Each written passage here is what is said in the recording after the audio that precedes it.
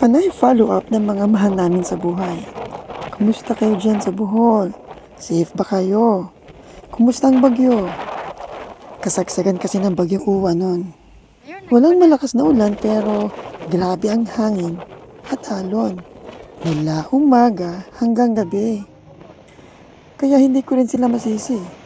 Natulad sa ating mga Pinoy, yung pagiging mausisa.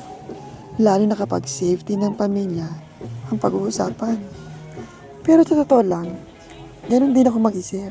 Instinct ko talagang magtanong, safe ba kami? Secure ba kami? At dito ko na-realize, ganito rin ang trabaho ko sa real estate.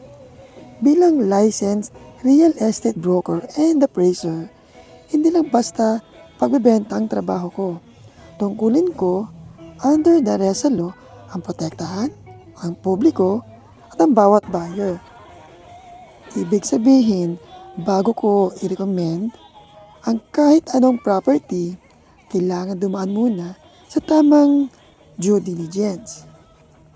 Legit ang developer, kumpleto at tamang documents, safe ang location, walang hidden issues na magiging problema sa future, transparent at fair sa buyer. Protection bago promotion. Yan ang mission sa real estate. Pero aminin natin, kahit na ano nangyayari sa paligid natin, makukuha pa natin magsaya. Sandali, hindi niyo ako mapapakanta.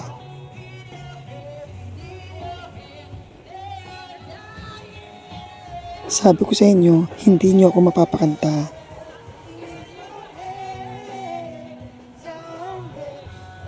Teka, nasa ba yung microphone? Bahay ng tirang-tirahan, it's a home of perfect design. Kaya